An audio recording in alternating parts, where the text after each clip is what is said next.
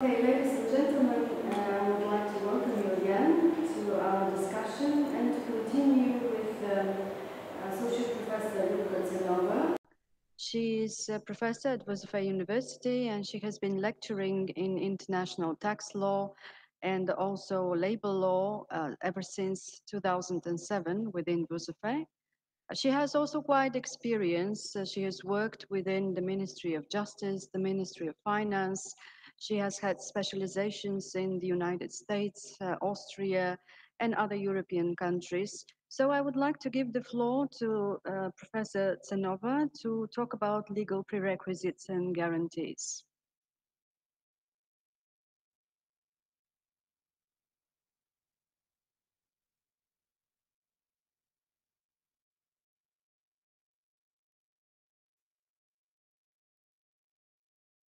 Ljubka, can you just switch on your microphone because we cannot hear you?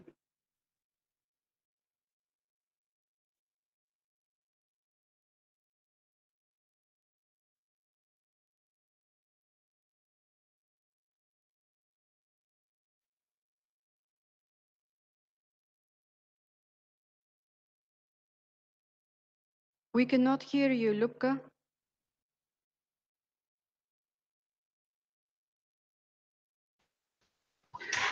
Thank you. Sorry, excuse me. Thank you, Madam Chairman. My presentation is recorded. We will listen to it together now.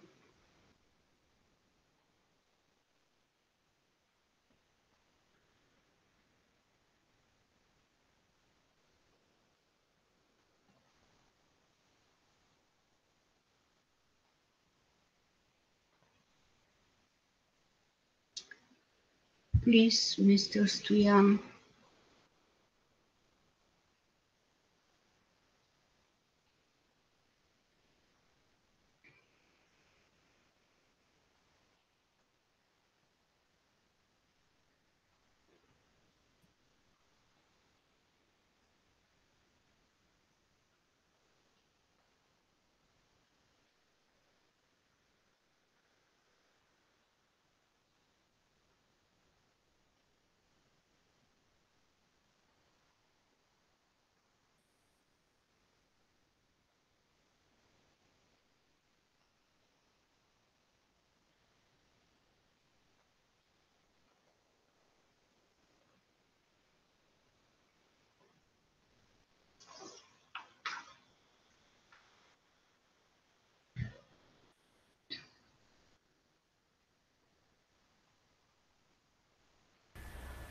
Pan-European Personal Pension Product, Legal Preconditions and Guarantees.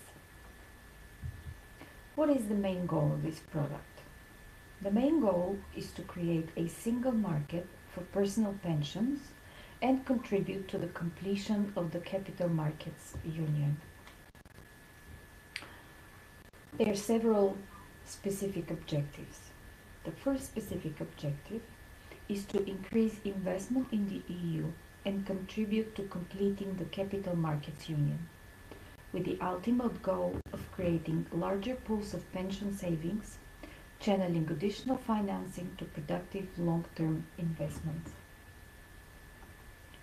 The second specific objective is to enhance the features of personal pension products, allowing for the creation of simple, transparent, pan-European personal pension products. Let's move on to the third specific objective, which is to enhance the cross-border provision and portability of personal pension products. This will allow providers to increase economies of scale and improve efficiency and innovation, as well as improve opportunities for retail investors to take their personal pension with them when moving to another member state. Now, let's look at the regulatory prerequisites or preconditions. The first idea was described in the 2012 white paper on adequate, safe and sustainable pension. While state-based pensions provide the majority of retirement income in the EU, demographic and fiscal pressures would limit their capacity to sustain adequate retirement incomes in the long run. Accordingly, supplementary retirement sources such as a personal pension are likely to increase and can bring a positive contribution to solving the pension challenge. Another important document was the Action Plan on Capital Markets Union in September 2015. In its action plan on building a capital markets union, the European Commission observed that no effective single market for third pillar personal pension exists. A patchwork of rules at EU and national level stands in the way of the full development of a large and competitive market for personal pensions, and this is why the regulation was adopted. Then, the follow-up document was a resolution of 19th of January 2016. In that document, the European Parliament expressed concern about the lack of available and attractive risk-appropriate long-term investments and of cost-efficient and suitable savings products for consumers. The next document was the Annual Growth Survey from 2017 of 16th of November 2016. This survey noted that broad coverage of supplementary, occupational and personal pensions can play a key role in retirement income provision, in particular where the adequacy of public pensions might be a challenge, and should be promoted by appropriate means depending on national context. In June 2016, the European Council adopted an agenda calling for swift and determined progress to ensure easier access to finance for business and to support investment in the real economy by moving forward with the Capital Markets Union agenda. In September 2016, in its communication on Capital Markets Union, accelerating reform in the light of the strong support expressed by the European Parliament, the Council and stakeholders to the CMU Action Plan, the Commission announced as a next step the development of further priorities, that it will consider proposals for a simple, efficient and competitive EU personal pension product. The next documents were a communication on the mid-term review of the Capital Markets Union Action Plan and a proposal for a regulation of the European Parliament and of the Council on a pan-European personal pension product, the so-called PEPP, and Commission recommendation on the tax treatment of personal pension products, including the pan-European personal pension product. A proposal for a regulation of the European Parliament and of the Council on a pan-European personal pension product was made in 2017. That document was a study commissioned by the EC about a European personal pension framework, the EPPF study, in order to map the national tax and other legal requirements applicable to personal pensions on the basis of a set of personal pension products. And the final documents were Regulation 2019/1238 on a pan-European personal pension product, which became in force from the 14th of August 2019. From that moment, the regulation is binding in its entirety and directly applicable in all member states. In the progress of drafting the regulation, the European Insurance and Occupational Pensions Authority delivered to the European Commission a set of draft regulatory and implementing technical standards, and its advice on delegated acts to implement the framework for the design and delivery of the pan-European personal pension product. The Pensions Authority proposed legal instruments, followed the objectives to unlock the potential of the European personal pension market by setting the right incentives for the creation of future PEPPs as portable, simple, and cost-efficient products. The regulatory provisions include clear and enforceable quality criteria for PEPP to be followed by providers, and so to ensure that European consumers will be offered high-quality, safe, transparent, and simple PEPPs. At the same time, the pensions authorities have left sufficient room for innovation and competition to reach good pension outcomes. Clear criteria for sound and robust investment strategies and risk mitigation techniques help in delivering better long-term returns to savers and in managing investment risks to match the European citizens' risk appetite. Several decisions of the European Court of Justice also played a significant role in the development of the new pan-European personal pension product. These decisions were rendered in the following cases. Case C422/01 Scandia-Ramstedt, Case C385/00 De Groot, Case C520/04 Terpinen, and Case C527/06 Rennebeck. These decisions played an important role for the PEPP system. In these judgments, the Court pointed out the need to draw up a common European pension package to be applied in the EU. Now, let's look at the tax incentives related to PEPPs. They play an important role in encouraging the take-up of personal pension products in a number of member states. The tax incentives for PPPs can take different forms. In many member states, the contributions paid for PPPs qualify for some form of tax relief. Similarly, in many member states, the investment results of the PPPs are not subject to tax. Tax incentives may also be granted in the decumulation phase by applying a favorable tax rate to the outpayment of the personal pension. Tax incentives are always national solutions and can therefore be very diverse. The assessment is provided to each member state. The PEPP system gives providers who operate cross-border the possibility to apply the same rules in all member states, which allows them to centralize certain functions at EU level.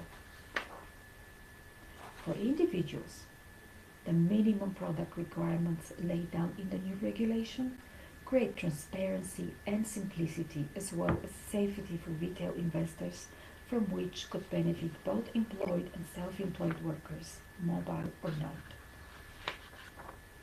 The member states understood that common EU-level action can enhance portability and address the needs of the increasing number of mobile workers.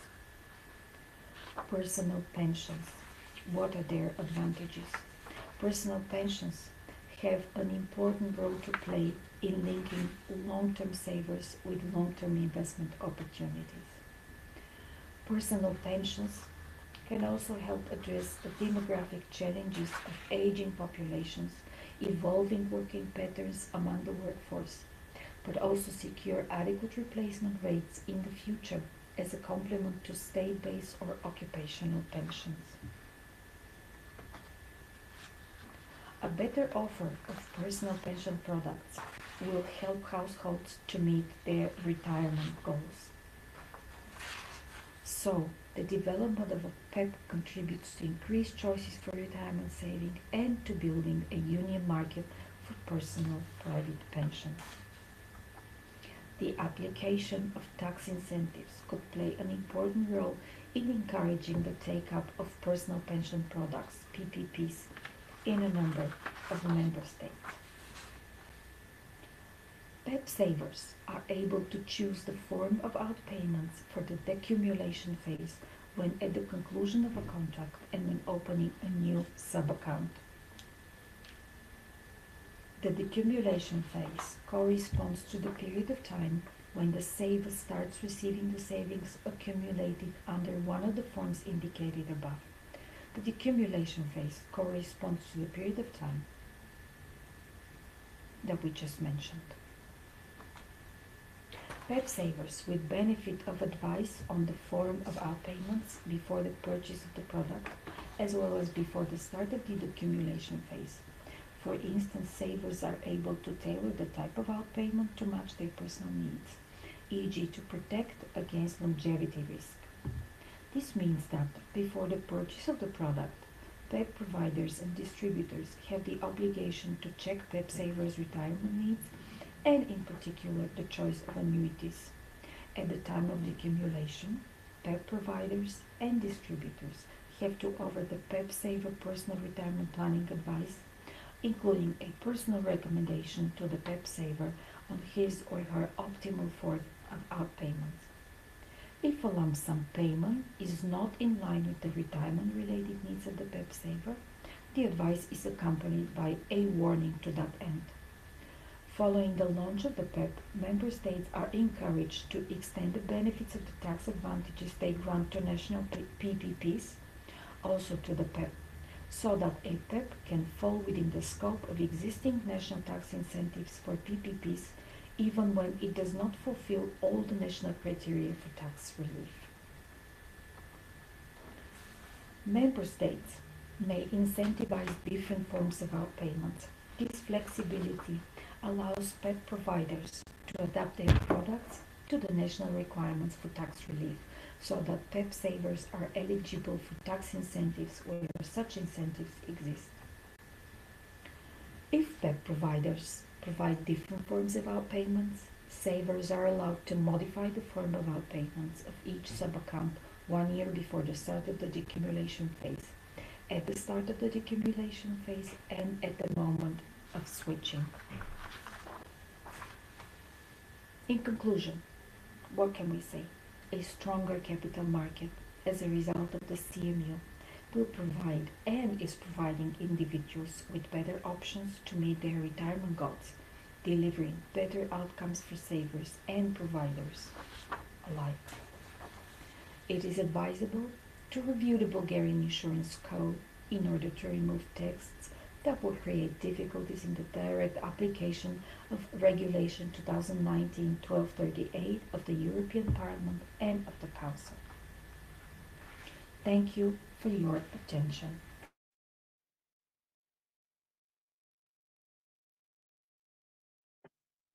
Thank you, Ljubka. If there are no questions to Ljubka, we can continue with the fourth panel. I didn't see any questions in the...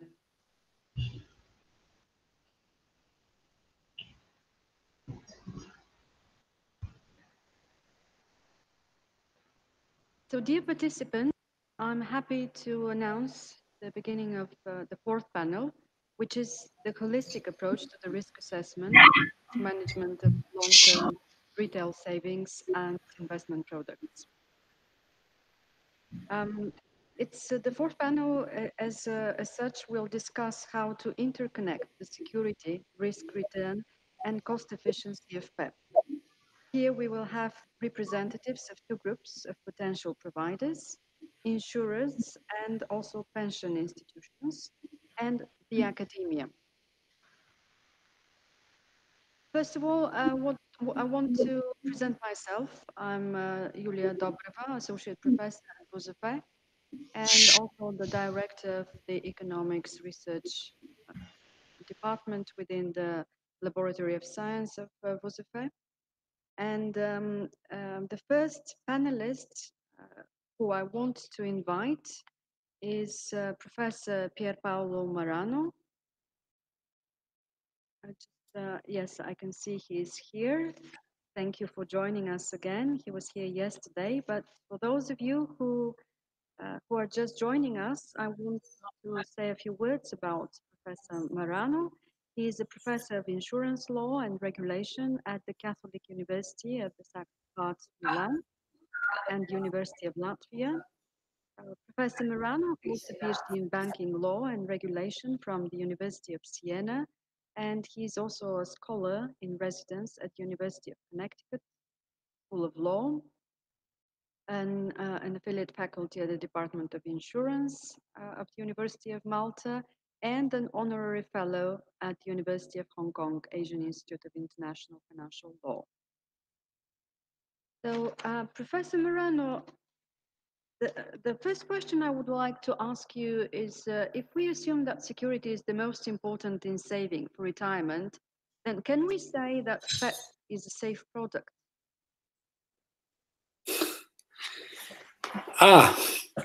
This is a very good question. So I think we have to make a distinction between, first of all, what does safe mean? And if safe is related to the solvency of the PEPP provider, so we allowed a quite wide range of providers to provide PEPP. And the solvency, the rules on their solvency are similar, but they are not identical. And then we have different authorities which are empowered to supervise on the solvency. So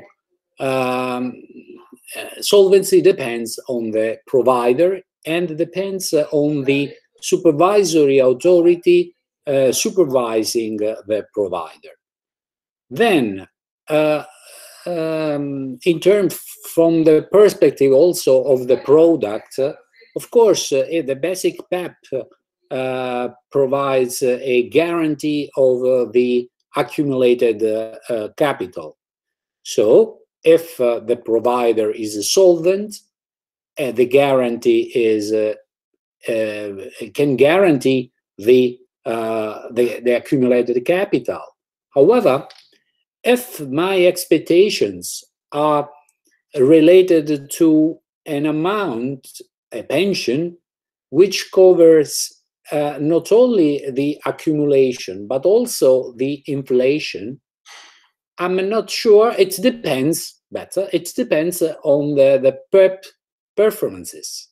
So if I have a guarantee of the accumulated capital, in a long-term perspective product like the PEPP, when I get the retirement age after maybe 25 years, I would like to have the capital together with at least the inflation.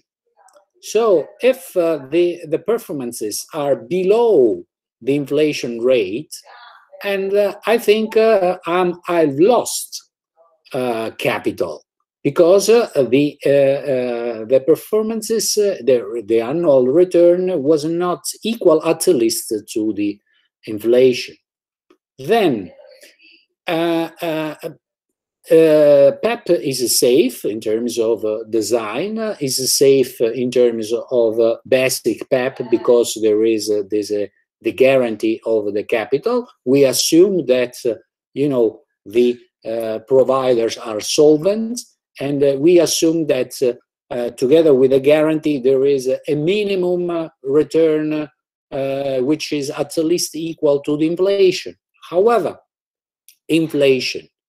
But we do not have the same inflation across the European Union. So we have a PEPP, which is which can, especially for workers, for mobile workers, they accumulated in different countries. However, the inflation in these different countries can be different. So when I have to look at the performances in terms of return, and I have to take into account the different inflations.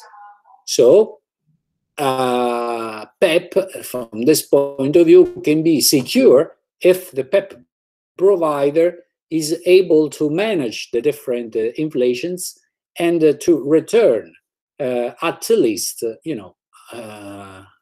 a medium inflation compared to the different, because this is something which is not important now because the inflation is very low, but in the next 20 years, I have to assume that the inflation will be higher than now, and the inflation will play a role in terms of secure, safety, but better, in order to preserve the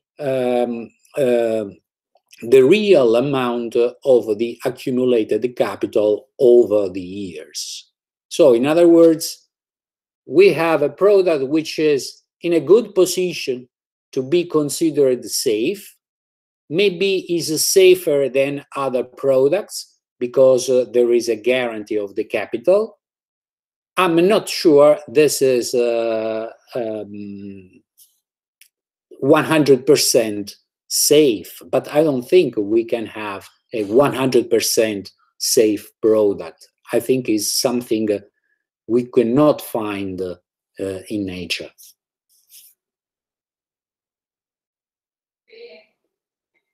And the final remark, of course, we cannot have 100% security in everything, so good to have awareness of this. I would like to invite Mr. Cvetomir Iliev, who is the Chief Investment Officer of Allianz Bulgaria. As a Chief Investment Officer of Allianz, Cvetomir Iliev is responsible for managing the investment portfolios of Allianz Bulgaria's insurance companies and also pension funds, and the total assets under management are 4.5 billion leva. Cvetomir is also an executive management board member of Allianz Bulgaria Pension Fund Management Company and a member of the Investment and Capital Markets Committee to Bulgarian Association of Supplementary Pension Insurance Companies. His education and professional background is in the field of finance, including more than 15 years of experience in investments and portfolio management of pension funds and insurance companies. So, Cvetomir, thank you for joining us. Thank you. I would like to ask a question to you, which is, which type of capital protection, guarantee, or risk mitigation technique you think that providers will prefer? Well, there are too many uncertainties at the moment in order to derive a conclusion about that. The final decision whether the guarantee cost will be included or excluded in the fee cap of 1 percentage point will play a crucial role. Such guarantees are quite expensive, and if the costs are included in the fee cap, I doubt that many providers will go for it. If this is the case, it is important that the cost charged for the capital guarantee be disclosed in the PEPP's key information document and calculated according to a robust, clear, and transparent way.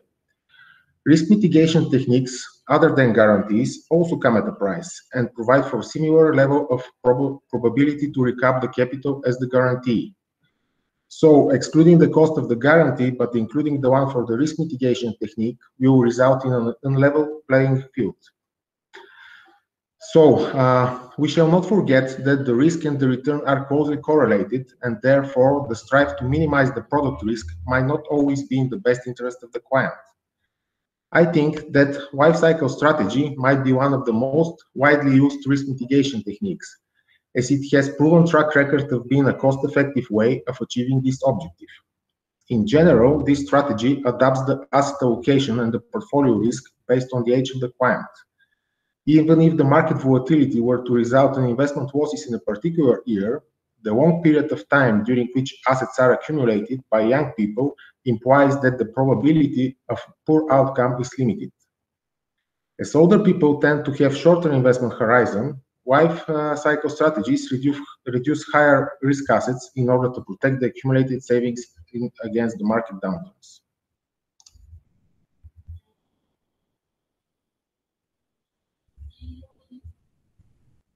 Okay, thank you very much. I hope the others find this also interesting and the points you made. We will come back to you with other questions later on. Now I would like to turn to Mr. Nikolai Slavchev from the Bulgarian Association of Supplementary Pension Security Companies. And what I can say about him, a few words. He's a PhD graduate in International Economic Relations from the University of National and World Economy in Sofia. As of 2002, he holds a PhD in international economics, and he has specialized pension reform strategy, coordinator of social security schemes and financial analysis in Europe, Japan, and the United States. Since 1994, Nikolai Slavchev has been chief retirement schemes analyst within Allianz Bulgaria Pension Company, and he has been member of working groups and pension reform issues at Pensions Europe, local ministries, NGOs, etc. Nikolai, I would like to ask you, do you think that the Bulgarian pension security companies will be active in the PEPP market?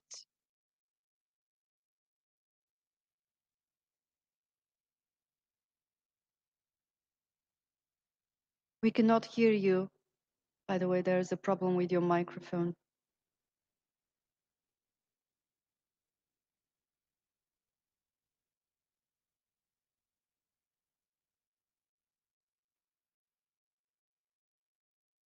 Again, there is a technical issue with your microphone.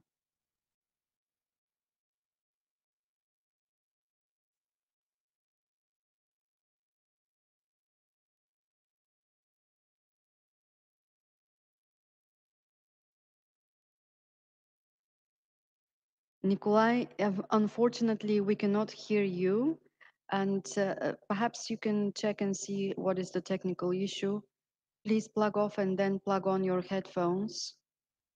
If you can do this quickly, we can wait a little bit and try again. No, it's not this. Okay, until you solve the issue with the microphone, we will turn to the other participants and we will come back to you in a little while. The next in line is Zhivka Nikolova. I can see she is online. And yesterday she was also a participant within the panelists. Mrs. Zhivka Nikolova is a doctor in business and commercial law from the Institute for the State and the Law at the Bulgarian Academy of Sciences. She is a member of the Sofia Bar Association with more than 25 years of practical experience in the field of business law, contract law, and insurance. She was an assistant professor at the Law Faculty of Sofia University, and she has had academic publications in the field of European and Bulgarian commercial and insurance law. So, Mrs. Nikolova, thank you for joining us again today. And I would like to ask you, yesterday the focus of your presentation were two very important information documents, which were the PEPP key information document and the PEPP basic BS benefit statement. What is your opinion? Are these information documents sufficient? Good afternoon to everyone. Pleased to meet you again. The PEPP kit and the PEPP benefit statement, as many of the speakers already said, are key information documents, and I think that these two documents are very important in the process of informing consumers regarding the PEPP features.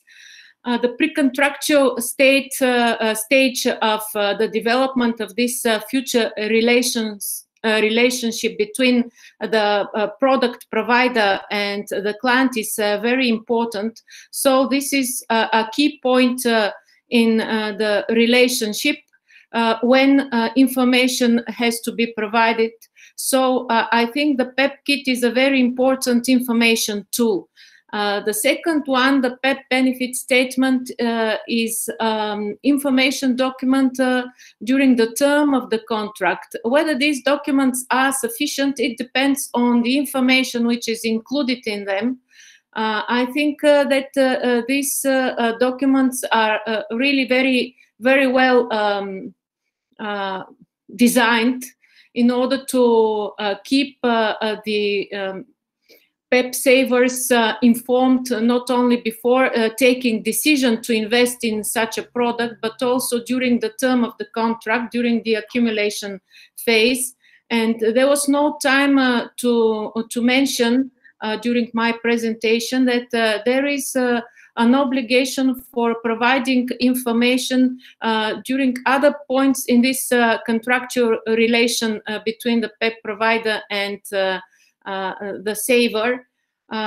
For example, there is the obligation to provide information during the pre-retirement phase of the contract. Also, PEPP beneficiaries are also entitled to receive certain information on the benefits due and the corresponding forms of outpayment during the decumulation phase. So I think that the PEPP regulation succeeds in completing, in achieving one of its objectives, and this is to cope with the information asymmetry. This is my answer to the question. I can see now that I think the problem has been solved with Nikolai Slavchev. Good afternoon. Can you hear me? Excellent. Yes, we can hear you. Thank you for this question. I thought that probably as I know people at VUZF, you would be much more merciful to me.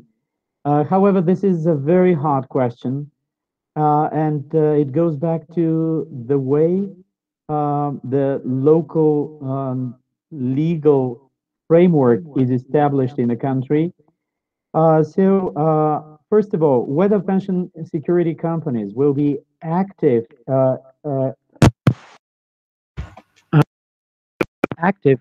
in the PEPP market depends on whether pension security companies will be able to provide PEPP. So we've got a local vehicle called Pension Security Company or Pension Management Company, which is a separate legal entity from the pension fund. So there are two pension funds, two pension vehicles, one of which is the pension vehicle that provides personal pension products, and the other one is the vehicle that provides occupational pension products under the IORP directive. The problem is that the Bulgarian legal vehicle, which is registered and authorized under the IORP2 directive, is designed for collective occupational schemes, and they may not offer personal pension products pursuant to the national law, whereas the entity offering personal pension products in Bulgaria does not fall under IORP2 directive. Therefore, if national providers, local national providers of current personal pension products may not offer PEPP due to legal ambiguities currently existing, then it will turn out that they might be outside the range of eligible PEPP providers, and the competition that the regulation intends to introduce might remain unattained. And there is also another uncertainty about the adequate and sustainable behavior of individual investors owing to possible negative market signals. So if PEPP customers are to be prohibited from relying on a range of providers, including their local personal pension product providers, which have been offering private pensions for years, speculations about personal pension products is inevitable, and this in no way will contribute to trust in the pension system as a whole, including the new PEPP. In a nutshell, whether private pension management companies will be active depends on the legal solutions that are expected. And no matter the regulation is directly applicable, if we directly apply it, it may turn out that it is not possible for the local personal pension providers to offer PEPP. Thank you. Thank you. Yes, indeed, we show no mercy in the questions, but your answer was very precise, Nikolai. Thank you a lot. And I would like to now invite Professor Hans van Merten. We can see that he is online, and we want to invite him to join the session. Just a few words about him. He is a professor of European pension law at the Utrecht University and a Dutch bar admitted lawyer. He deals with EU pension law, and he has extensive knowledge of the various aspects of EU regulation and processes. One of his special areas of expertise is the EU legislation regarding pensions and the cross-border activities of financial institutions. Professor Merten, what are the advantages of the PEPP, according to you? Well, thank you very much, first of all, for inviting me. And also, yesterday I gave a presentation with Wolf Richards on the PEPP. Today, my co-workers, Jorik van Zande and Ann Wouters, presented their research. So from a consumer law perspective, it was also very interesting, of course. And I was also happy that I saw on the presentation a few slides ago that there was attention for EU case law. I like that very much, of course, because if I see the tax incentives on the PEPP are very important, yes, indeed. And on the basis of EU case law, you can already invoke a favorable tax treatment similar to those of national pension products, I would say.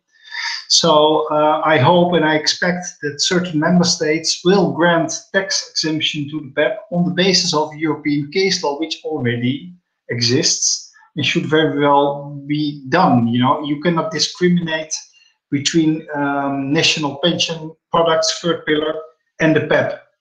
So in that case, I hope that some member states, like for example the Netherlands, will give a tax exemption to the PEPP as well. The other thing I would like to mention is that there seems to be a sort of a misunderstanding about the definition of the guarantee and the capital guarantee. And I highlighted that also in IOPA, where I'm also a member of the stakeholders group. And in several documents, I hope that somebody from IOPA is also joining, because I made that point a few times. There is no clear definition on what entails exactly a guarantee. A PEPP, basic PEPP, can be offered without a guarantee. Let me cite, for example, sorry if I'm a bit too technical on this, but let me cite for a second Article 34, paragraph 3 from the PEPP regulation. It says, if a basic PEPP is offered without at least a guarantee on the capital, in other words, you can also offer a PEPP without a capital guarantee. Of course, there are life cycle techniques as well out there that you can also modulate a certain capital guarantee. But Article 34, third paragraph, is pretty clear in that respect.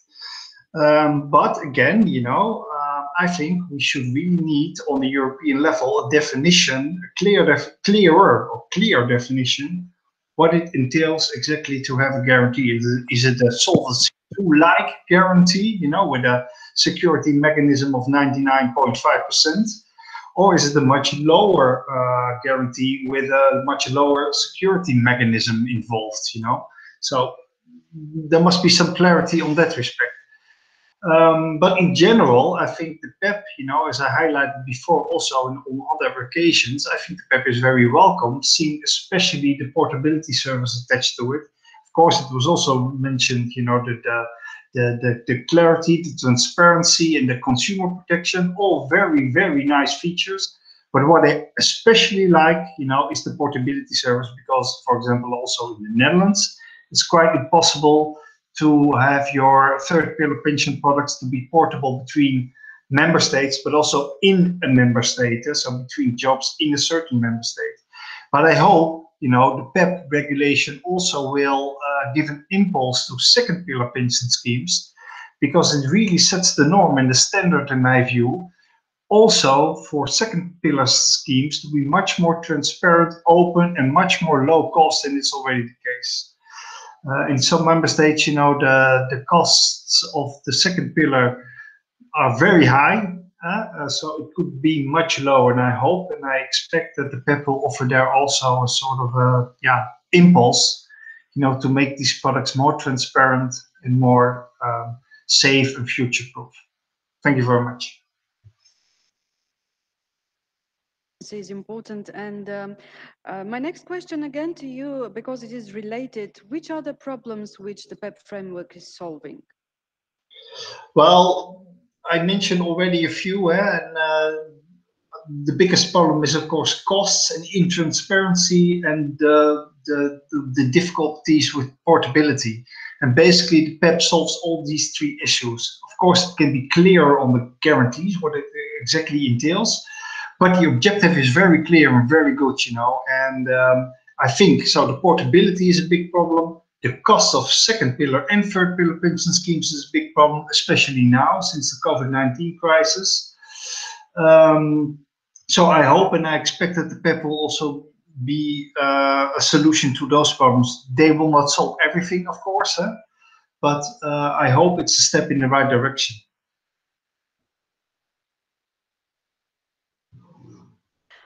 Let me add one more thing. I also said it yesterday, and also Jorik and Anne mentioned that before.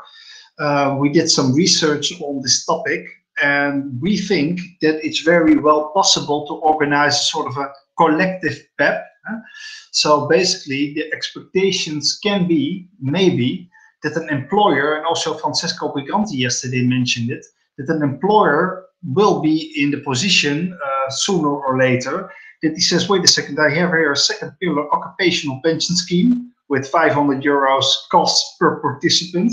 I have here, on the other hand, a PEPP. What shall I offer my employers? Yeah, I think it's pretty simple then, you know. So if you can organize it in a collective manner, which will be possible, which is possible on the basis of the regulation, it will also have quite a huge impact on the second pillar occupational pension schemes, is my expectation.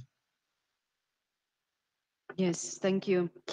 Now I would like to invite again Professor Morano, Pier Paolo. Could you please answer one more question? Where do you see the risks in PEPP distribution?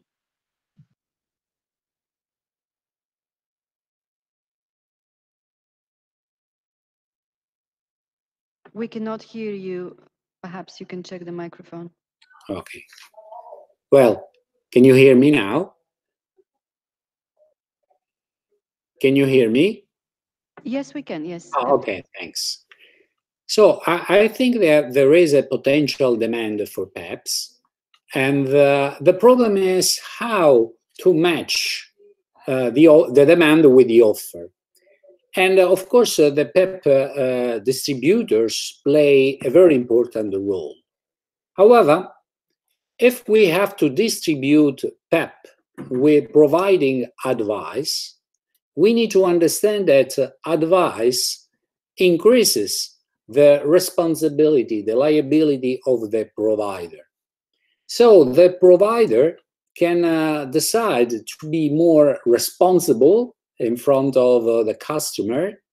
However, he has to match the increase in responsibilities with a remuneration. If we have a cap to the remuneration, which can be given to the distributor, I'm pretty sure that the distributor is not incentivized to distribute PEPP. I give you an example. So if I have an insurance product which falls within the class 6 of life insurance, I can distribute this product without the duty to advise, because this product is considered an insurance-based investment product, but it is not complex, or at least if there is a guarantee, is not complex.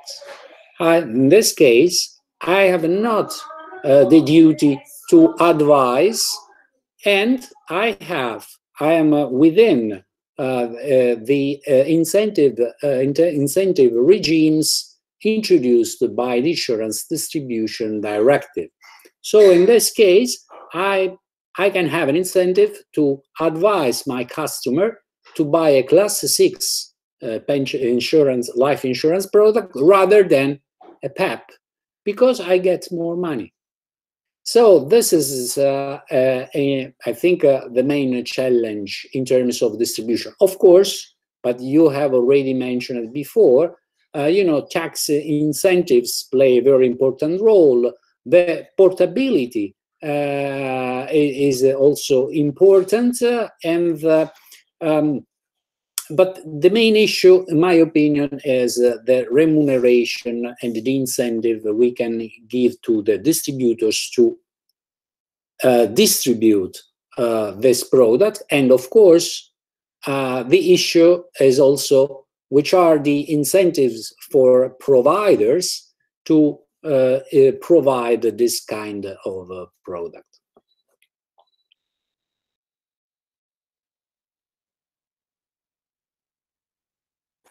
Thank you, Pier Paolo. As I see, there's a question, perhaps from the side of Christina Pendic. Christina, hello. Hello, could you hear me well? Yes, we can hear you. Thank you very much for giving me the opportunity to with a question, or maybe more like a clarification in respect of Mr. Slavchev's intervention. As regards the possibility of a Bulgarian pension insurance company to provide PEPP, what has been stated yesterday is that the Ministry of Finance and Financial Supervision Commission will work on the necessary legislative amendments in the next year. But in general, what has been, in our view, a great achievement in the regulation is that IORPs that are allowed to provide personal pension products could provide PEPP. So we hope that this issue is clear, and of course the Association of the Bulgarian Pension Insurance Companies, in which also Mr. Slavchev participates, will be part of the discussions on the future legislative amendments necessary to introduce the concrete mechanism how this could happen in Bulgaria. Thank you. Nikolai, do you have any comments to this? Yes, of course. Can you hear me?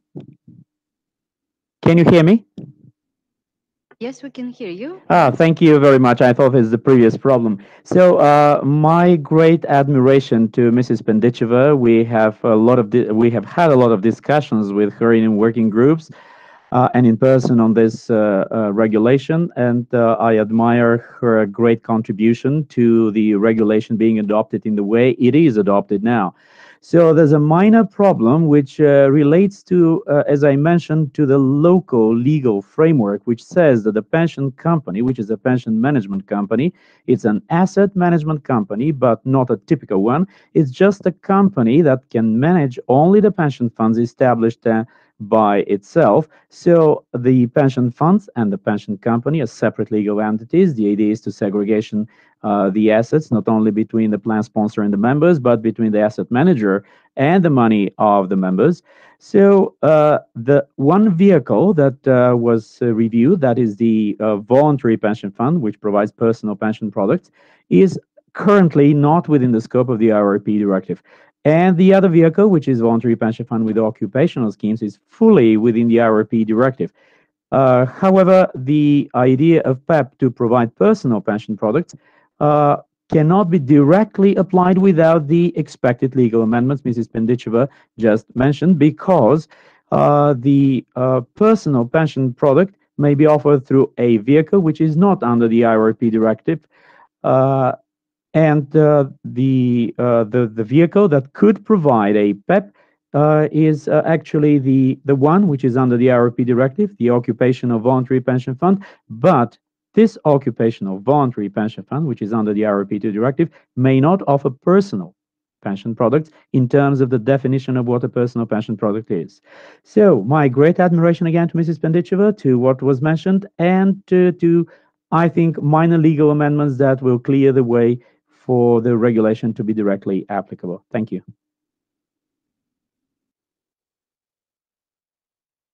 Okay, thank you to both of you. And I can see that Hans also has a question. Hans, you can ask the question now, if you would like.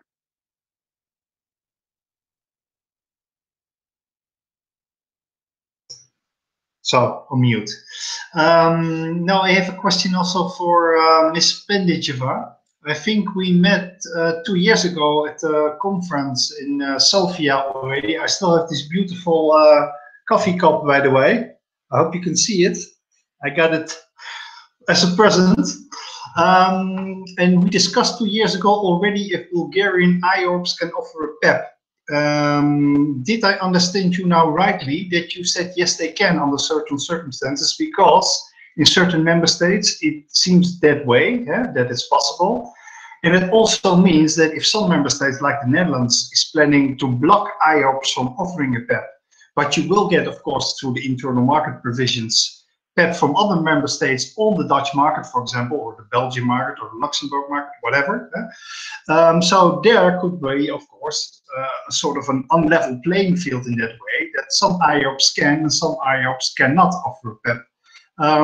So my question is basically really simple. Is it really possible that Bulgarian IORPs can offer a PEPP? Thank you. Thank you very much for the question. Allow me to answer. Yes, we've met. It was my pleasure too. To answer to the question, if we take a look at the Article 6 of the regulation, it states really clearly which are the institutions that are allowed according to the regulation to provide PEPP. In the Netherlands, for example, the IORPs are not allowed at national level to provide also personal pension products. But in other member states, for example, Spain or Italy or Bulgaria, for example, the same company, pension management company, can provide occupational pension schemes, can manage occupational pension schemes, and at the same time can manage personal pension products. So in this regard, it is a matter of national legislation, which is currently not harmonized in respect of the personal pension products. So what Mr. Slavchev has said is also valid in the sense that as in our National Social Security Code is written what exactly the pension management company can do. Yes, the regulation is directly applicable, but there should be some additional measures in order to allow in practice for the pension management company to be able to provide PEPP. I hope that this answers to your question, Hans.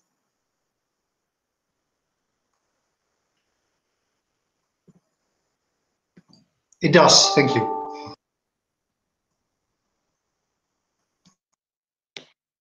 Okay, thank you. If there are no more questions, I would like to now go back to Tsvetomir Iliev. And Tsvetomir, as the focus of this panel actually is risk assessment, I would like to ask you, do you think the risk profile is well presented in the proposed informational documents, the key information document and the benefit statement? Well, it is important that risk information is presented in both documents in a way that is understandable and not misleading for the client.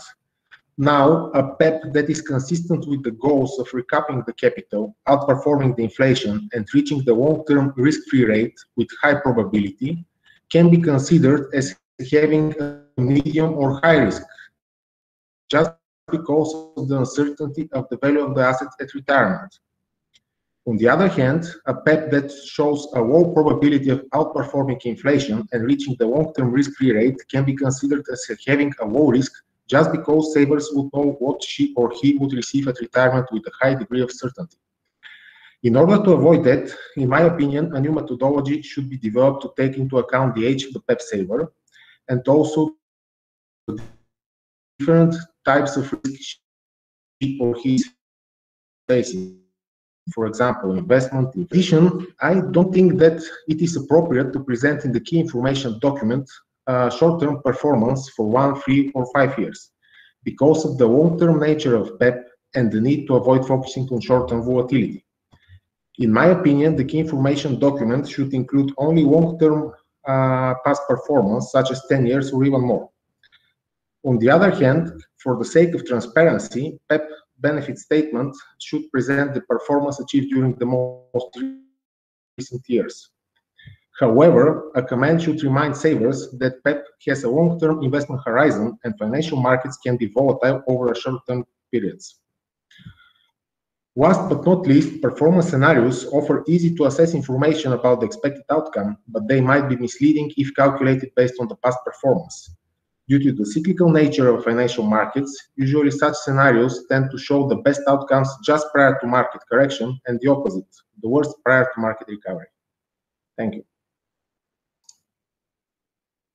Thank you, Cvetomir. And one more question to you. What is the relevant investment objective of the basic PEP, considering the current situation in the financial markets when speaking about Bulgaria? Thank you.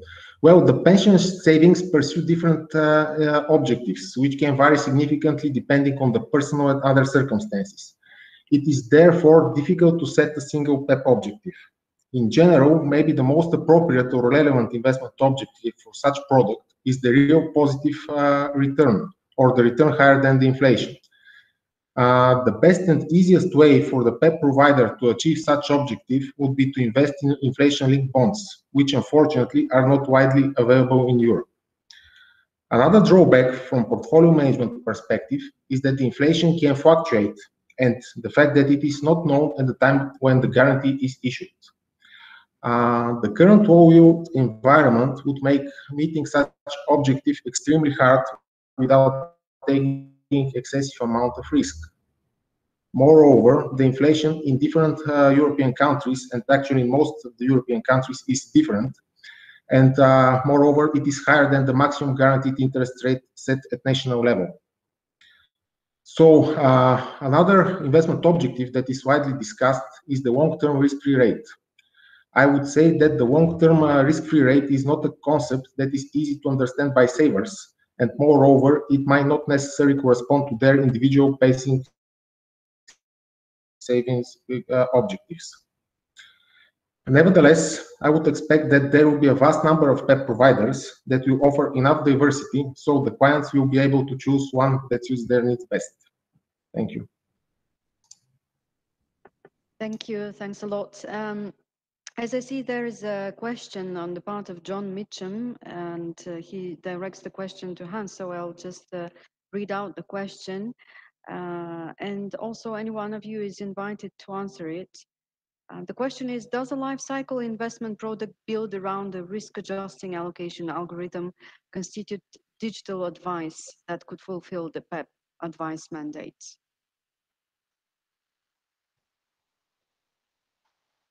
Sorry, can you repeat the question? I didn't get it quite. Does a life cycle investment product built around a risk adjusting allocation algorithm constitute digital advice which could fulfill the PEP advice mandate? Yeah, I'm not an expert in this field, so I give the floor to other people, but I would say yes, it includes it.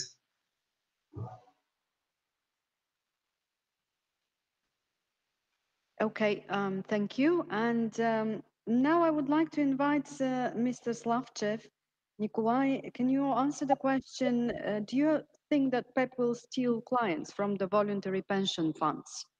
The chat. Steal is a very, very hard word. So when we talk about stealing or offering new clients, new customers, just to make sure, can you hear me? Yes, we can hear you. Okay. So one of the ideas is that PEP will provide new customers that are much more risk-oriented, or customers that are much more inclined to accept risk via the investment portfolios. But at the same time, there is this concern, or probably fear, that some of the restructuring of the current market might happen. So in order to illustrate this, I will quote a very brief anecdote based on the Bulgarian folklore. So a small child, imagine a small child cries bitter tears in the street. A gentleman passing by walks up to the girl to understand why. The child says that she has lost a coin of €1. So the gentleman fumbles in his pocket and gives a coin of €1 to the poor little girl. And to his surprise, the girl does not start crying, but starts crying even louder. It turns out that according to the girl, if she had not lost the coin of €1, she would have had €2 now. So the basic behind this anecdote, because financial anecdotes in Bulgaria, which is one of the poorest countries in Europe, are not necessarily funny. So the regulation, the PEPP regulation, is the biggest and most ambitious cross-border EU project. That is for certain in the sphere of retirement pensions. And by the time it fully happens, it should not be no one should be perplexed by complaints about PEPP coming from those providers who are not soothed by substitutes, because they think that if they own their own local private pension vehicles are not lost, they would have 2 personal pension vehicles after the advent of PEPP.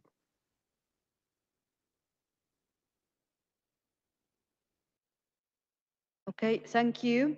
Now I would like to ask Professor Morano and all of you as well, if you want to react to this question.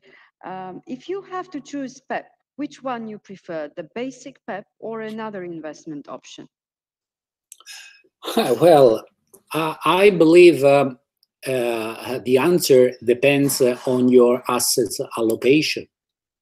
So if your pension depends on PEPP, I would prefer to buy the basic PEPP with the guarantee of the accumulated capital, because my pension expectations depend on the PEPP.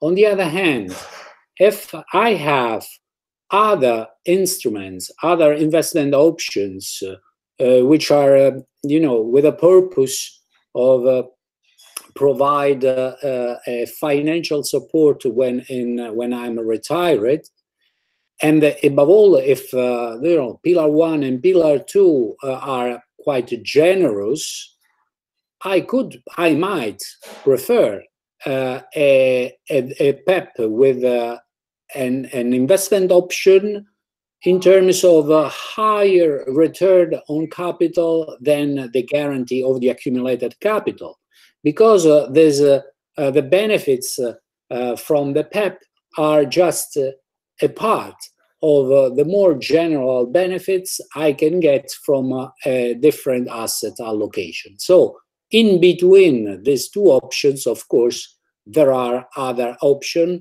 and then you have to compare pros and cons of the basic PEPP to the specific investment option provided by the other PEPPs. On the other hand, you have also to take into account the offer under the, especially under the, from the insurance perspective, classes 1 and 6 of life insurance, because they can offer the guarantee, and in addition, they can offer the guarantee, and they can be a good competitor of PEPP. Then, of course, if you are moving across Europe, if there are tax incentives, and this is another important issue you have to take into account when you decide basic PEPP or other investment options.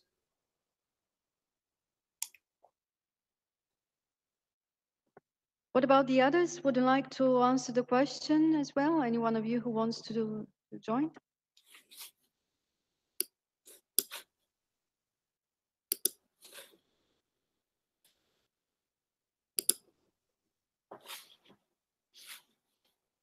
Nobody is willing, I guess. Okay, thank you. Now I would like to go back to Zhivka Nikolova. Zhivka, do you think that the PEPP distribution is well regulated in the current PEPP framework? What is your comment on regulation?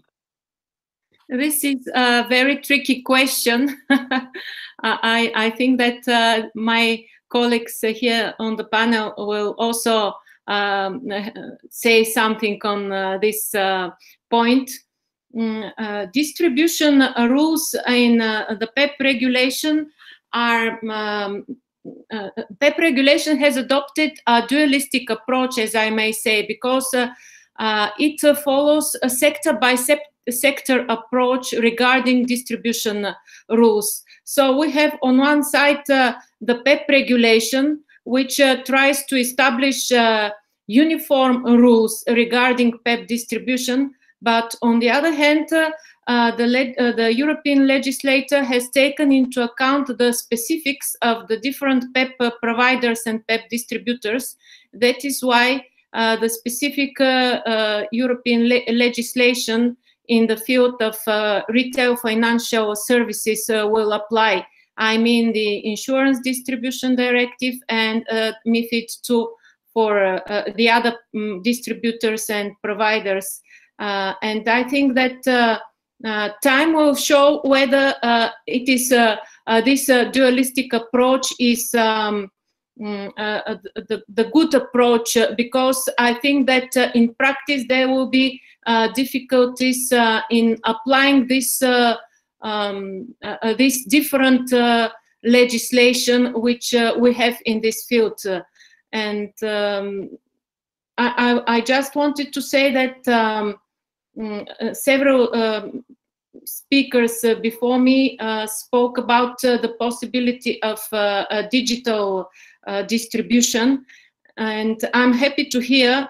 And my personal opinion is that because of the complexity of the product and the need of consumers to trust this product, there will be always a human factor in the distribution.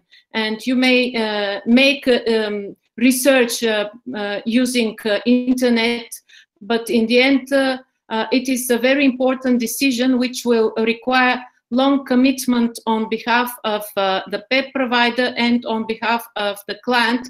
So in the end, the client probably will come to a person who will advise which product will best suit the personal needs and preferences. And time will show how market participants will answer this challenge. Thank you. Thank you, Zhivka. Professor Morano, would you like to make a comment on this as well, on the regulation? You know, yesterday I tried to point out, to outline, you know, how the, you know, the core features of PEPP are. So, in other words, yesterday I tried to explain how this self-standing regulation on PEPP is can be challenged.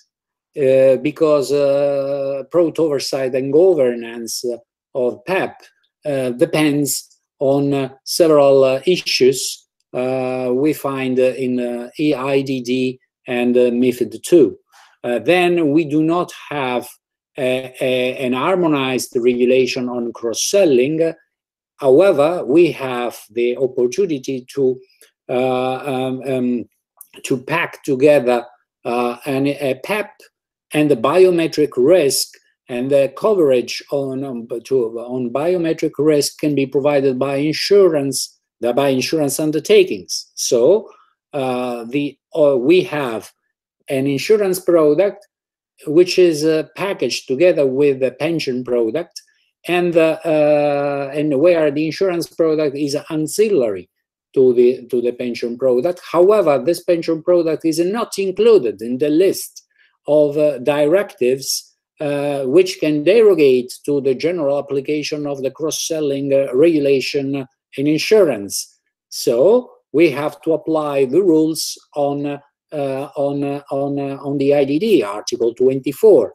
And then we have a not harmonized regulation on incentives. So we have to apply the incentives under MiFID II rather than the IDD, which are similar, but they are different. And however, we have the cap of 1% of the accumulated capital per year for the basic PEPP, where we have costs and fees, including the remuneration and, of course, the incentives, which are included in this 1%, which is, at the end of the day, a cap to the incentives. So these are just a few examples of the fact that we try to introduce a self-standing regulation. This is self-standing regulation aims at provide an harmonized regulation on the core features of the PEPP. This is true with reference to the content of at least the basic PEPP. We regulated accumulation, decumulation.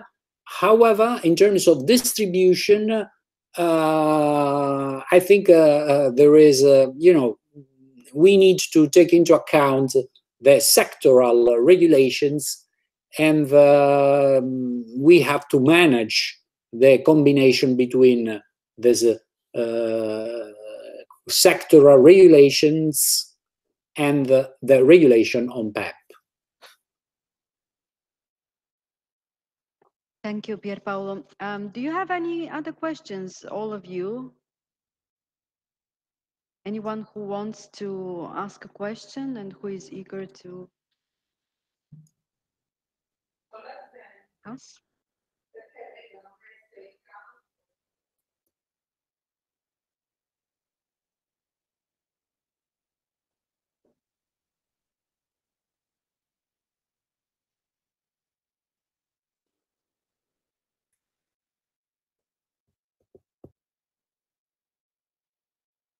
Okay, thank you. I would like to express my thanks to all of you, all panelists.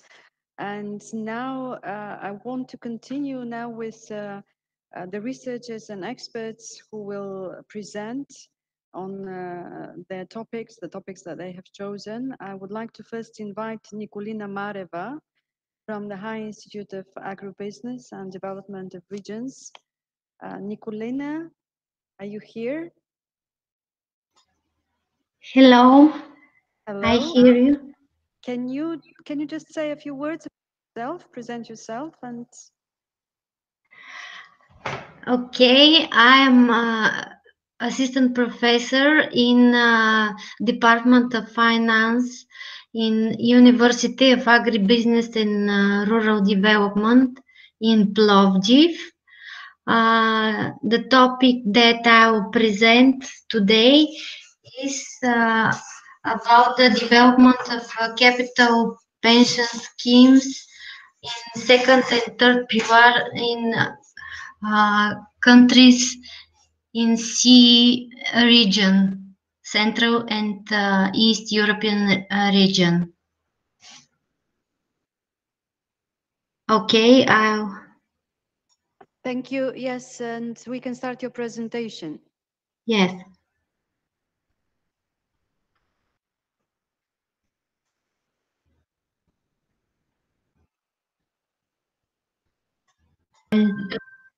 The topic of my presentation is capital pension schemes in Central and Eastern Europe countries, results and prospects.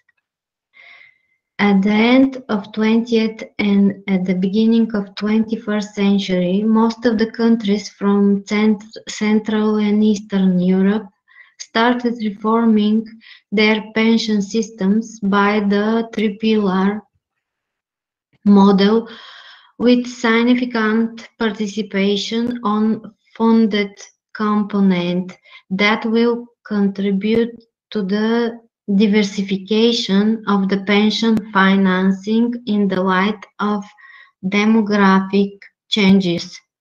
The pensions The pension reforms aim to reduce the pension expenditure in the long term and to diversify pension income in the future. At the same time, the reforms aim to induce positive externalities such as development of the capital markets and creation of institutional investors on the markets in CE countries. At the beginning of 90s, the pension system in the region characterized with high level of pension spending. Also, widespread access to early retirement that led to very high system dependency levels. In addition, the disability pensions was often considered to be an alternative to retirement for persons failing to meet the requirement for early retirement pension. At the same time, labor market developments, including high unemployment rate, led to low coverage in many countries. In mid-90s, pension spending ranged from 5.1 of GDP in Romania to 14.4 of GDP in Poland. The demographic situation was changing. A rapid decline in fertility rates was observed, and at the same time, life expectancy increased. As a result, population in the region are aging more quickly than in other countries in Europe. This will put significant pressure on the stability of pension system in the long term. Since the mid-90s, the CE countries have carried out structural reforms of their pension systems. You can see the characteristics of pension systems in 11 CE countries. Most of the countries proposed from World Bank pillar pension model that consists first pillar pay-as-go public pension system and two supplementary pillars, mandatory funded schemes and voluntary funded schemes. Second and third pillar based in the countries in CE region on the defined contribution schemes that the investment risk bear the participant in the scheme.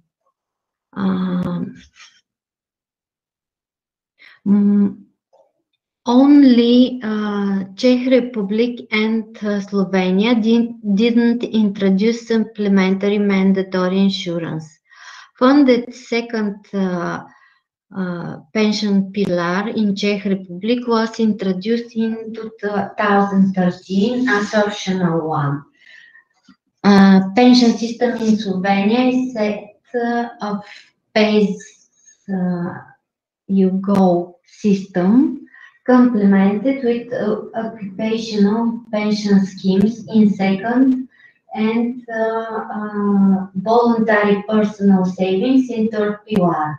The second pillar consists of supplementary occupational pensions that are mandatory in the sectors of public services, banking sector, specific difficult and harmful occupations.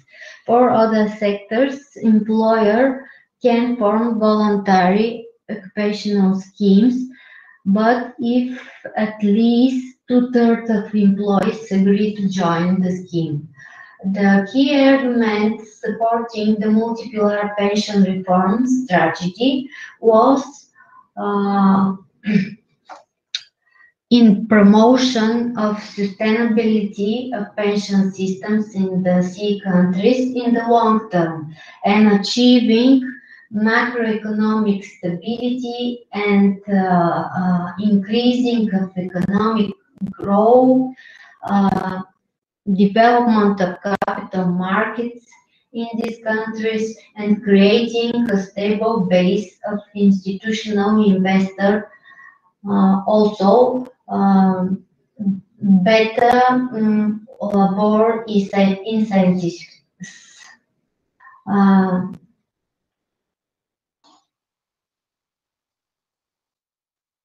The changes to pension systems also includes the design of the first pillar as single part,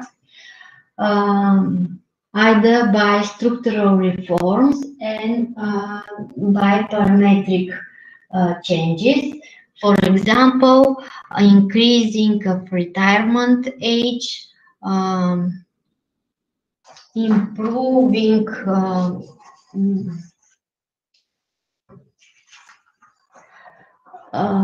reducing the early retirement pensions and disability insurance also. These are the main changes. After economic and financial crisis in 2008, 7 of CE countries decided to introduce measures that reduce the initial size of the funded component of the pension system, with further changes in the fall weeks since then. The global crisis has resulted in significant increase in government deficit. Also in increasing of government debt. In the majority of CE countries, general government deficit scored to 6 to 9% of GDP during the 2009-2010. While in many countries the deficit decreased in the following years, in Hungary and Romania still fight with high government deficit. Most of the countries also faced increasing the public debt.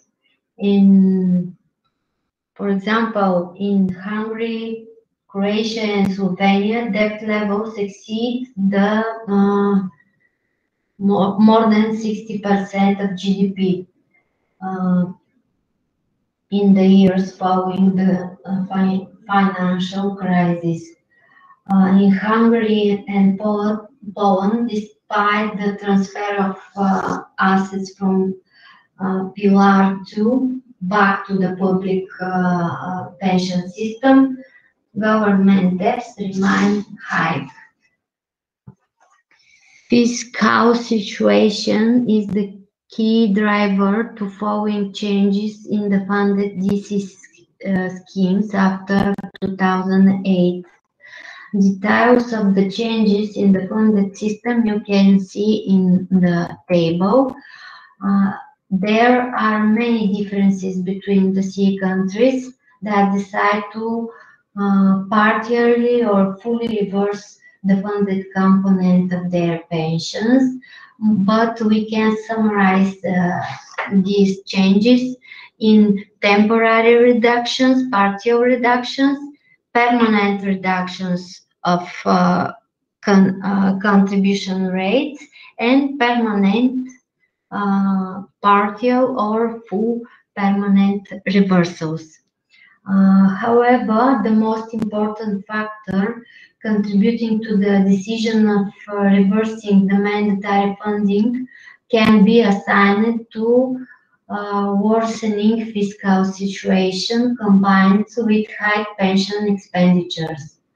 While the fiscal situation is definitely the most important driver of the reversals, other factors that can be mentioned during these policy changes related to the unsatisfactory performance of the funded PUR in terms of high administrative costs, low returns of pension funds for their participants.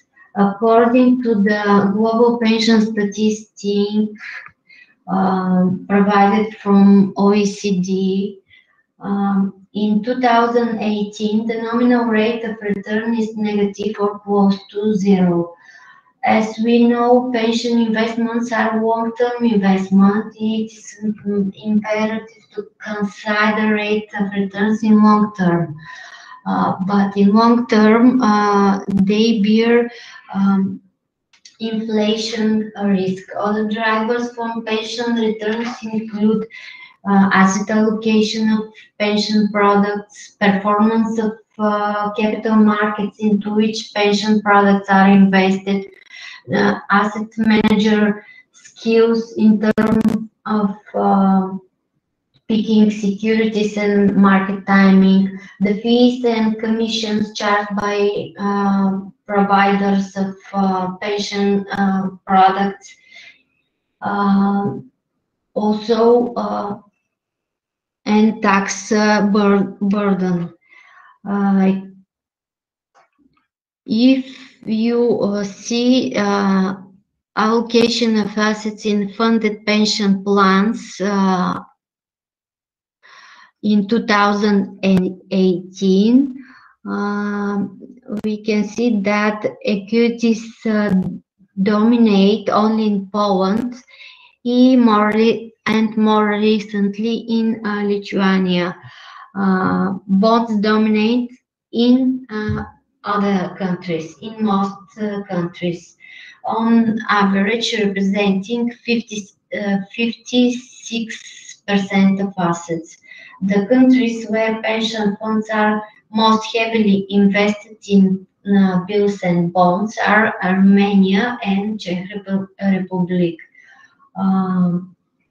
We can conclude that assets of private pension funds in C countries are invested too conservatively, and as a result, the achieved return on investment doesn't compensate inflation in long term.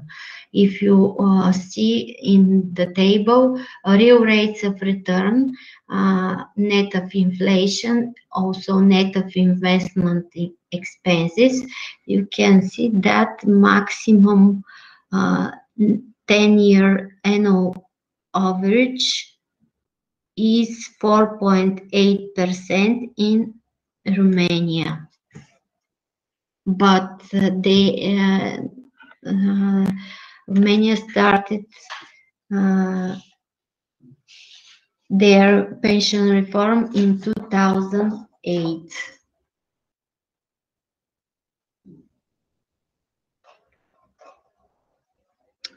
Another important aspect was the fees and charges related to the management of pension funds. The fee structure in C countries was quite complex, including fees and charges on contribution, on asset, or on investment returns.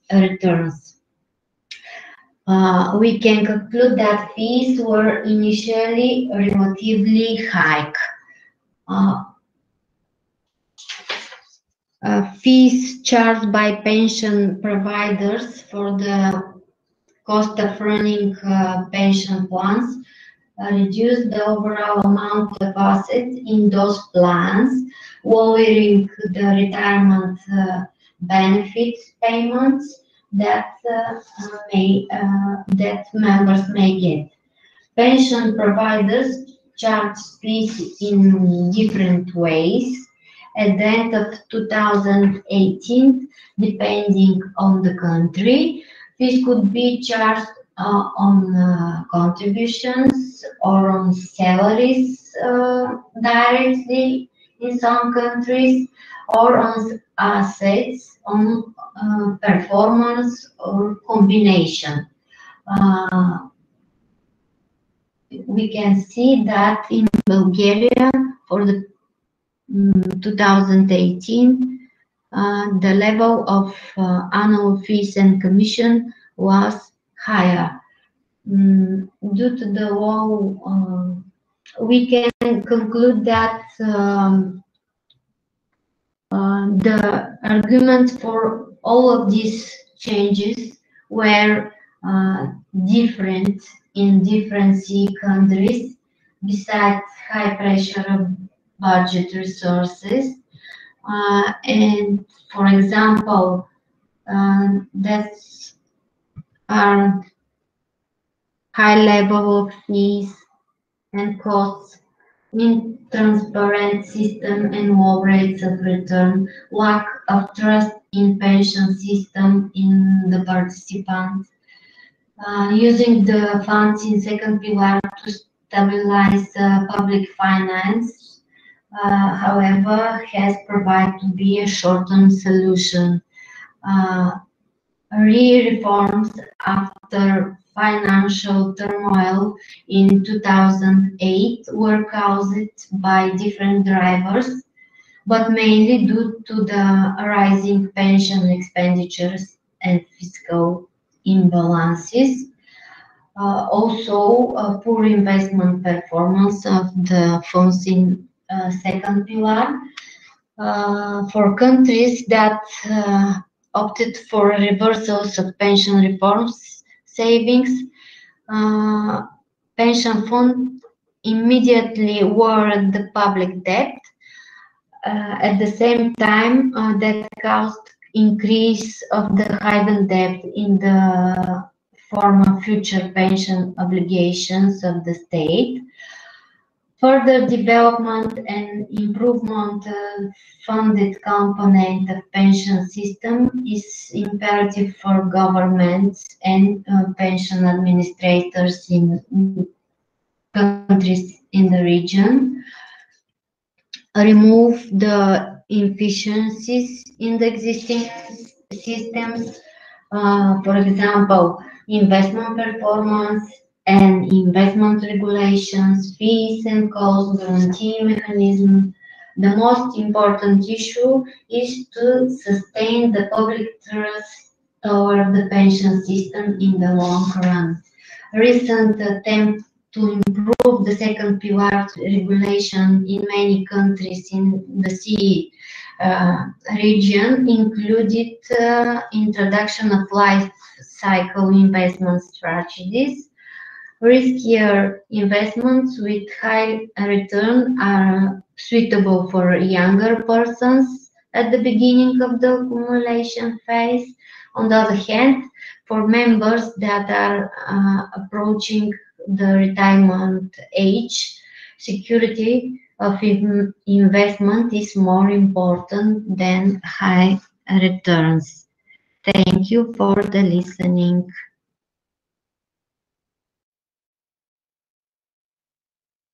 Thank you, Nicolina.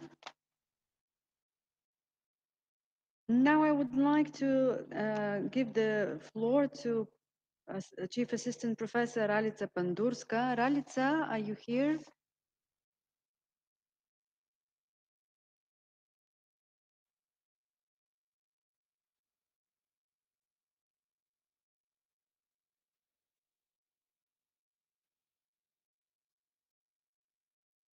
We cannot hear you, Ralica. Perhaps something is wrong with your microphone. Can you check?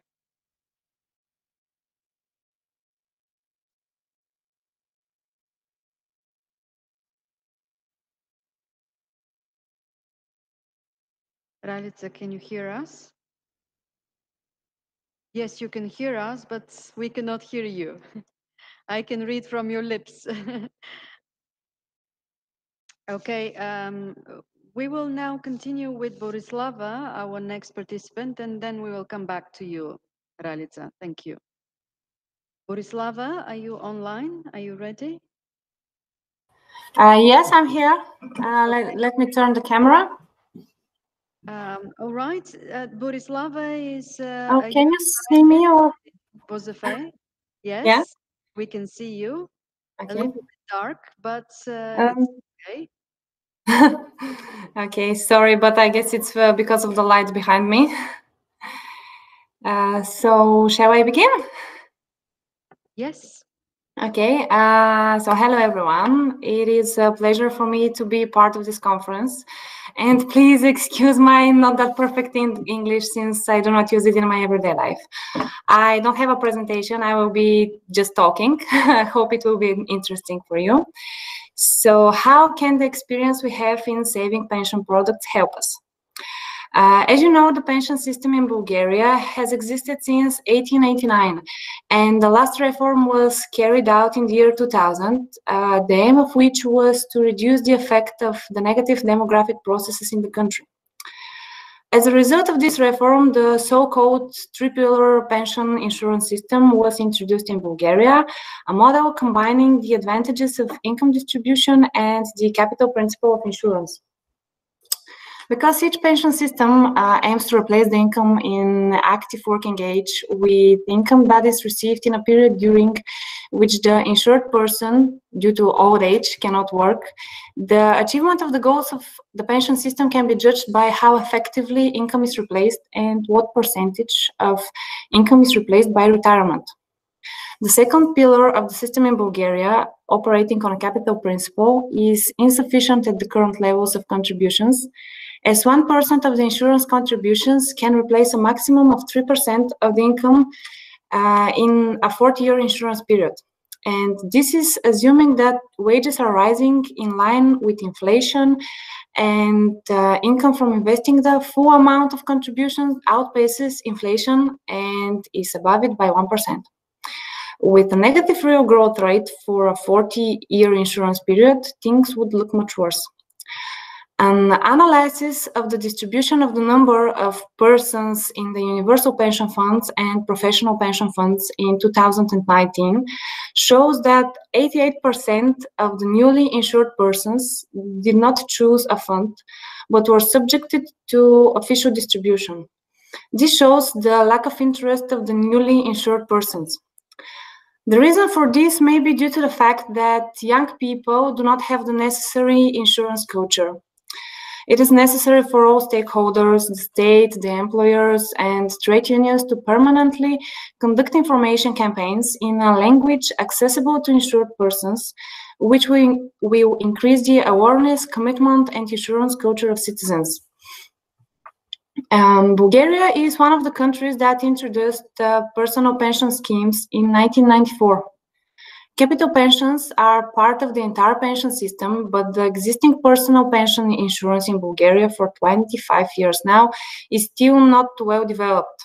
As before, during socialism, a similar product was offered by the State Insurance Institute in the form of pension or annuity insurance.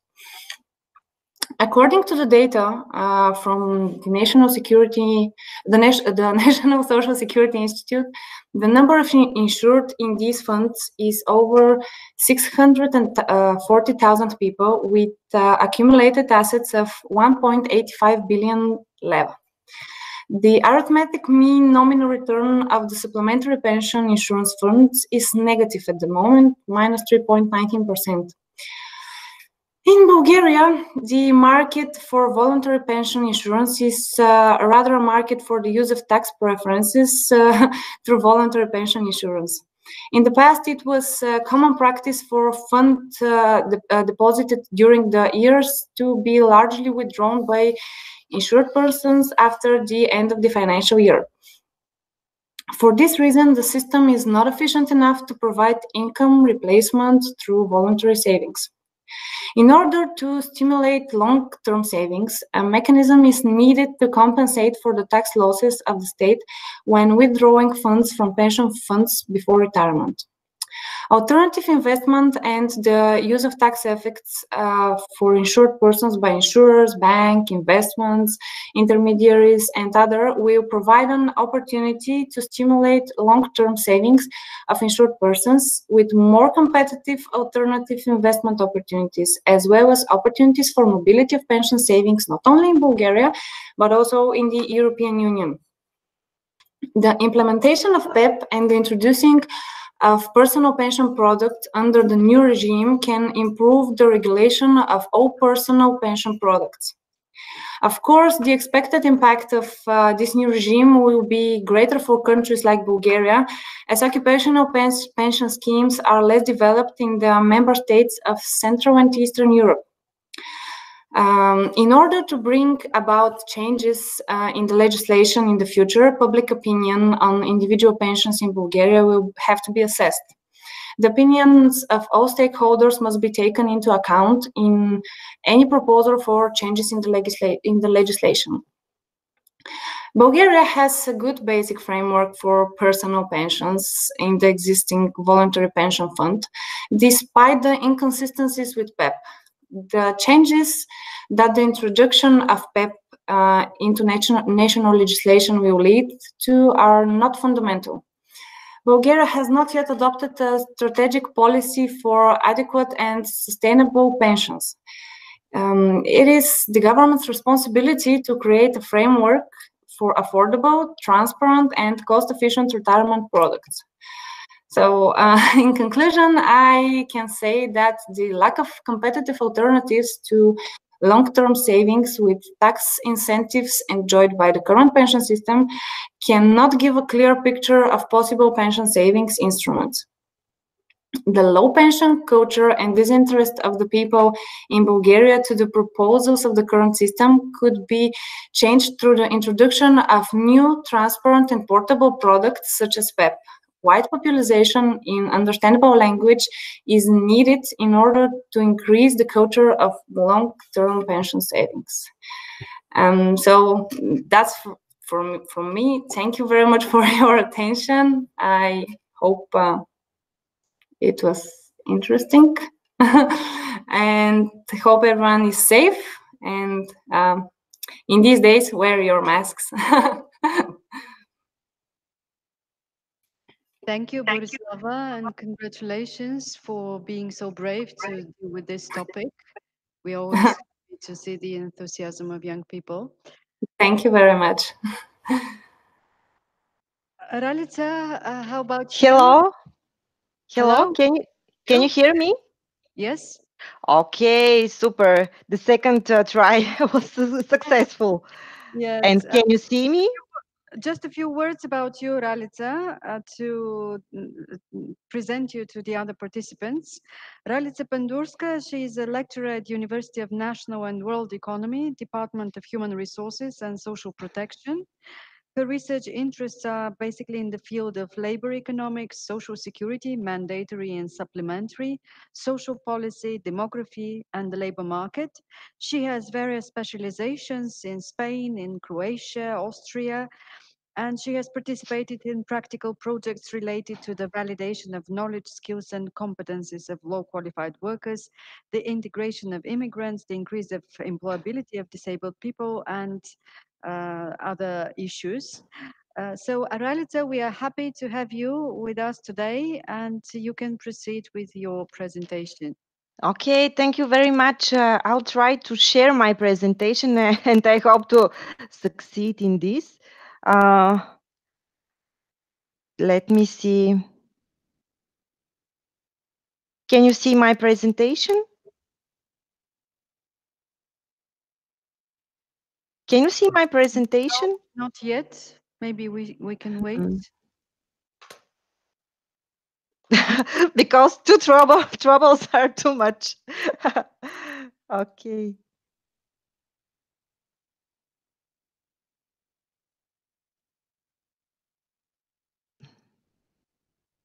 Is it okay or not yet? Can you share the presentation with us? I mean, send it on the mail so that we can load it for you. Okay, okay. I will. Okay.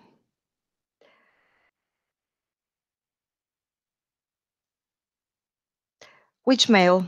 Assistant at VUZF.bg. Assistant, yes. Okay, just a second.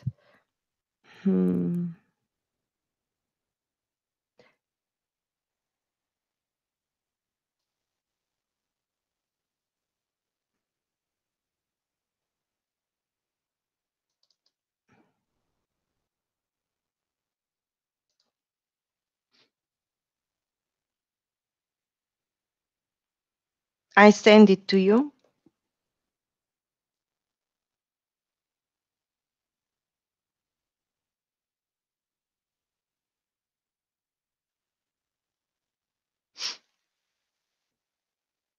Okay, Ralitza, thank you. We will be uploading it in just minutes.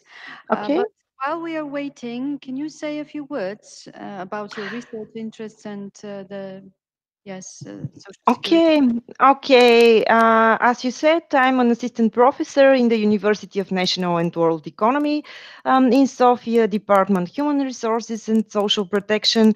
My interests are related in the field of social security, pension funds management, labor market, labor economics, demography, and topics that are very, very related each other. Thank you very much for your invitation from me. I heard the discussion between the experts and the discussion between the researchers, and I think that this kind of collaboration is very, very fruitful. So thank you once again for this possibility to discuss and to share points of view, to share ideas in this forum of this high level. So I can start my presentation with, to present without seeing my presentation. I will speak if you want, or whatever. Aha, I see my presentation. Yes. Okay. Okay. I think that now everything should be okay. The structure of my presentation is following the aim of the study, main characteristics of PEPP, infrastructure investments, nature and diversity, difficulties of the nature of investments, of infrastructure investments, potential risks of the investments in infrastructure projects. So I'm in the end of the day 2 of your conference that a lot of things has been said. So I will skip some introduction about the main characteristics of PEPP, because I think that everything is clear and everything is said. But the aim of my study is to present the possibilities for investing PEPP funds in infrastructure projects, and on that way, this will accelerate the achievement of capital markets union and to make better use of targeted pension saving. The characteristics, I said that I think that everything is clear. The expert spoke a lot, and I will skip this. I have written it in my study, but now I'm not gonna repeat it. What are infrastructure investments? According to EU legislation, this kind of investments means non-transferable securities that do not have access to liquidity in secondary markets. In fact, infrastructure investments we could divide into big topic in two big groups. The first group is economic investments and social investments. This scheme is according to International Social Security Association. In the group of economic investments, we could relate transport, energy and utilities, and communication. In the subgroup of transport investments, we mean toll roads, bridges, tunnels, ports, airports, railway, net ferries. Energy and utilities, we mean gas distribution and storage, electricity distribution, transmission and generation, renewable energy, green energy, that a very important part of infrastructure, water treatment and distribution, waste management. In the second subgroup of communications, we mean cable networks, satellite networks, mobile phone towers. In the group of social investment, infrastructure investments, we can include hospitals. Yes, PEPP funds could invest their activities in hospitals, in schools, in social institutions, including subsidized housing, courts, prisons, stadiums. We can invest the funds there. Main characteristics of infrastructure investments, we can point big service costs. We can point, yes, the cost of this kind of investment are very, very big, and that is one of the obstacles to accessing in this market. Long-lived physical assets, stable, and they are very stable and very predictable comparing to other investment opportunities. High entry barriers, inflation-linked cash flows, and inelastic of the demand, inelasticity of the demand. Potential advantages of the investment in infrastructure projects.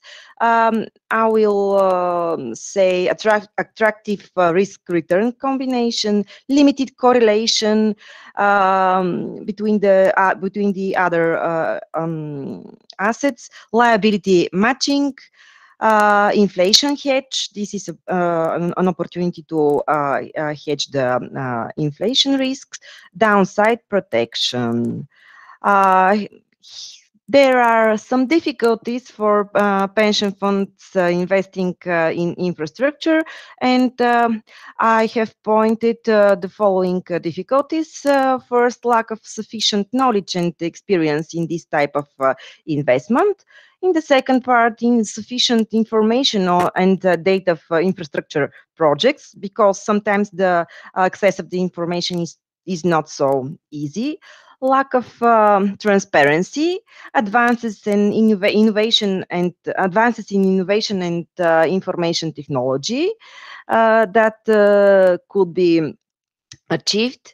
Investment culture and existing stereotypes in different countries, conflicts of interests, and other difficulties. And the main risks to infrastructure projects, I can point the following potential risks. The first risk, in my opinion, is construction risk, because the buildings, the infrastructure could not be very good constructed. Operational risks, business risk, legal risk related to the legislation, asset ownership risks, environmental risks, political and social risks, and maybe not least, but very, very important, corruption risks. And that's my presentation in very, very brief. I would like to thank you Once again, for the attention and for the invitation of your forum. Thank you.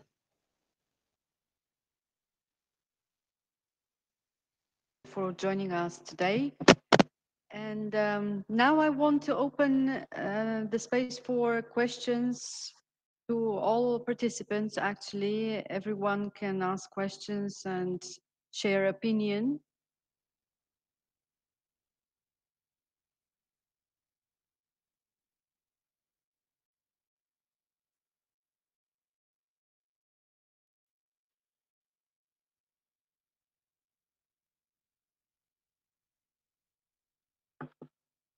Maybe I will use the occasion to say, I don't know whether you can see me.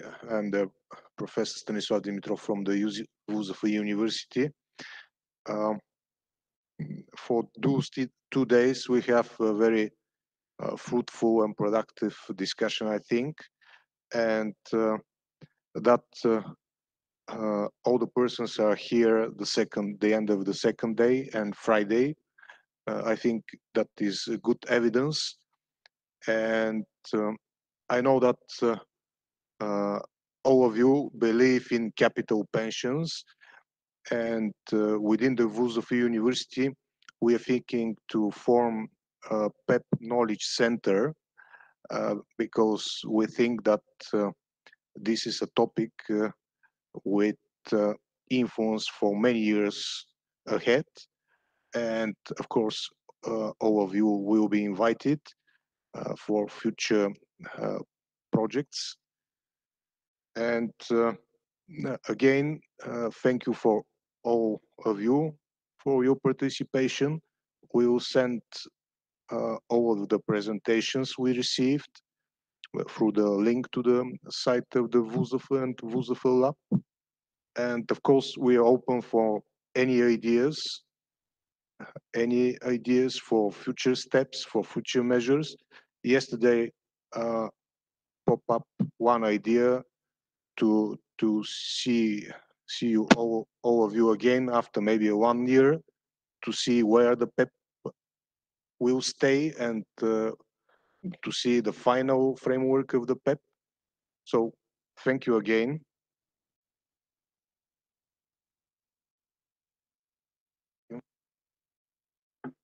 With that, I want to close the conference, and so be healthy. Bye. Bye to everyone. Stay healthy in these difficult times, and have a nice weekend. Have a nice weekend from me too.